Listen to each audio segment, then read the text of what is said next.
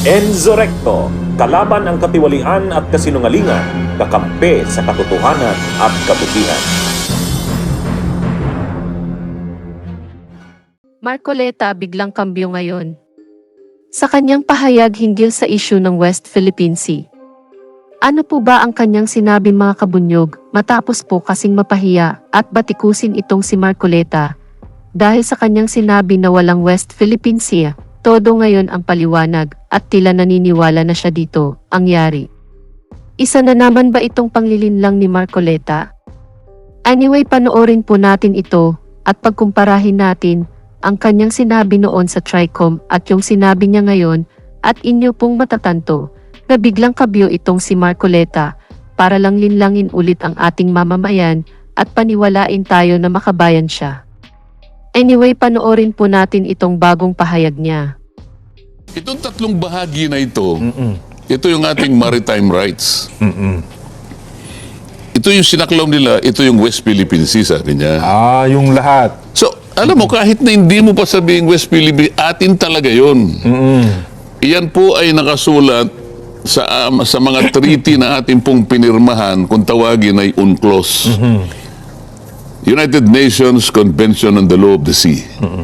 So meron tayong 12 miles territorial sea, meron tayong 12 continental shelf, exclusive economic zone. Atin yun. Malawak, oho. Sa lahat po ng nakikinig, tandaan po ninyo, atin po lahat yun. Kahit ano pong mangyari, hanggang sa huling patak ng ating dugo, ilalaban po natin yan. Ang sinabi ko lamang po, nung pinangalanan po yun ng West Philippine Sea, tayo lang pong gumawa nun eh. Halimbawa, ginugel nung halimbawa, ano ba pinag-aawayan ng mga Pilipino tsaka na ginugel niya? Hinahanap niya sa West Philippines. Hindi niya makikita eh. South China Sea, sino pinagtatawanan? Tayo. Hindi na po natin kailangang pangalanan. Atin po talaga, uulitin ko po yun. Kahit na po hindi natin pangalanan, atin po talaga yan. At huwag nating isusurrender yan. Huwag po niyo sasabihin na ako'y traitor. Nilagyan lang po natin ang pangalan. Sinasabi ko, hindi na po kailangan sapagkat wala po, hindi kinikilala. Dapat pinarehistro natin doon sa mga international organization na silang gumagawa ng mga pangalan ng karagatan. May coordinates yan. Kaya pag hinanap nila, titingnan ng coordinate, yun pala. Wala nga. Sino pagtatawanan tayo? Inililis ko lang na tayo pagtawanan ng ibang bansa sapagkat pinilit natin gano'n. Atin na yun eh. Yan mga kabunyog, narinig po natin itong sinabi ni Marcoleta. Dito po mga kabunyog, sinabi niya na, atin po itong West Philippine Sea. Well, tama nga naman siya, atin talaga ito. Pero tila nagbago ang ihip ng hangin sa iyo. Ang akala ko ba ay, walang West Philippine Sea. Bakit ngayon todo kambyo ka? Bakit Marcoleta? Hindi na ba kaya ang kaliwat ka ng batiko sa'yo? Anyway tila, hindi naman ito ang iyong gustong sabihin noong nandoon ka sa TRICOM hearing.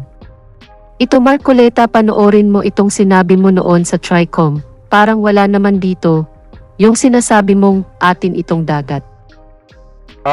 Mr. Chair, there's also the Chair, angle. clarification lang muna. Chairman Congressman Marcoleta. Director, kasi sinabi mo kanina, we must empower our people. Tama naman yun. We have to enlighten our people because if our people are able to distinguish what is fake and what is true, sila lang, they can always repel. Maski na konting tulong lang eh. Halimbawa kanina, sabi ni Chair Dan, ang problema natin is the West Philippine Sea, sabi natin. But sinong agency ng government ang nag-empower sa ating mga kababayan para malaman nilang complications ng West Philippine Sea? Isipin po natin, sir, there is nothing as West Philippine Sea. Wala po yun. That is a creation by us. Sa totoo lang po, kahit nabasahin mo yung ating mapa or what, there is no West Philippine Sea. Ang West Philippine Sea, yun po yung area na kiniklaim natin, ito yung exclusive economic zone. The complications of the West Philippine Sea has not been explained to our people. Kaya po, nagiging vulnerable tayong lahat eh. Ang sinasabi nila, inoccupy daw ng China ang ating territory. Sir, sa totoo lang po, if CICC and other agencies would cooperate with one another to empower our people, to educate them all, wala pong madideceive kahit ano pang gawin ng China. Kasi alam po na we are all claimants dito po sa panig ng South China Sea. Several of us, Philippines, China, Vietnam, hindi po natin alam ang Vietnam has the most features occupied in the South China Sea. They had 22, China is 14, tayo 8, Malaysia 14, Taiwan 1. Pero po, kaya po nagsimula dito, yung mga tao natin, mga kababayan natin, kahit na pong i-feed mo sa kanya, akala niya yung totoo because we were unable to educate them. We have not enlightened them as to the complications of the South China Sea. What is the South China Sea? Di ba? So, doon po tayo magsimula. Ngayon, magdi-discuss tayo. We will repel this. Mahirapan din po eh. So nagiging biktima po lahat ang kababayan natin. Kahit na po dito sa ating kapulungan ngayon, hindi pa nila alam kung ano-ano po ba ino-occupy ng China. Hindi po territory ang issue in the South China Sea. Ang issue dito is our maritime rights. The maritime rights designated by our exclusive economic zone. These are not territories under public international law.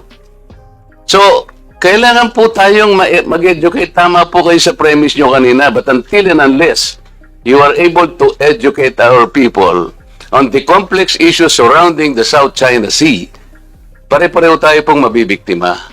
So yun muna, Mr. Chair. Maraming salamat, Congressman. I agree with you.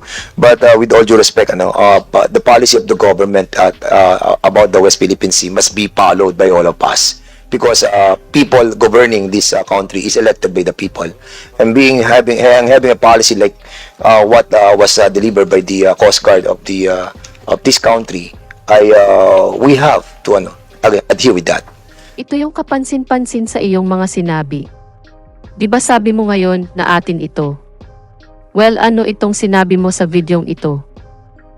CICC and other agencies would cooperate with one another to empower our people, to educate them all. Wala pong madideceive kahit ano pang gawin ng China. Kasi alam po na we are all claimants dito po sa panig ng South China Sea. Several of us, Philippines, China, Vietnam, hindi po natin alam ang Vietnam, hindi po territory ang issue in the South China Sea. Ang issue dito is our maritime rights. The maritime rights designated by our exclusive economic zone. These are not territories under public international law. Yan, Marcoleta, narinig mo yung sinabi mo. Una, yung sinabi mo dito na, we are all claimants of this territory. Dito pa lang sinasabi mo na hindi lang Pilipinas ang pwedeng mangangkin pati China, at iba pang bansa sa ating teritoryo, at ito pa yung sinabi mo dito.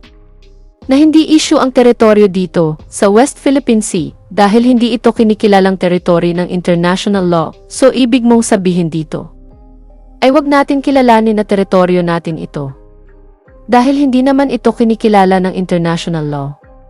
Na teritoryo ng Pilipinas? Yan ba ang ibig mong sabihin? Aba, isang malaking fake news yan. Alam mo, yung palang sinabi mong walang West Philippine Sea, fake news ka na doon. Dahil mismong constitution na, nakasulat na mayroong West Philippine Sea, ito Marcoleta, basahin mo ito. Sa Republic Act No. 12064, an act declaring the maritime zone under the jurisdiction of the Republic of the Philippines, Selection 2. The maritime zones of the Philippines on the western side of the Philippine Archipelago, including the Luzon Sea and the territorial seas of Bajo de Masinloc and the maritime features of the Kalayaan Island Group, shall be collectively called the West Philippine Sea. Yan Marcoleta, malinaw di ba? Sinabi mismo sa constitutions ang salitang West Philippine Sea. Grabe, talaga ang panglilinlang mo sa taong bayan at ngayon na napapahiya ka na. Makabayan ka na ngayon at gusto mo nang ipagtanggol ang ating teritoryo laban sa mga taga-China. Teka, baka magalit sa'yo ang mga Duterte. Di ba mga maka-China sila? Bawal yan sa mga Duterte, di ba? Anyway, kayo na po ang humusga mga kabunyog, kung totoo talaga sa kanyang loob ang kanyang mga pinagsasabi. Dito na lang po ang aking topic, mabuhay po tayo mga kabunyog. Bunyog, bunyog, halikan na kasama ka. Bunyog, kapag buklod ay may pag-asa. Luzon, Visayas, Mindanao, isa ang pananaw. Sa bagong Pilipinas ang bunyog isisigaw.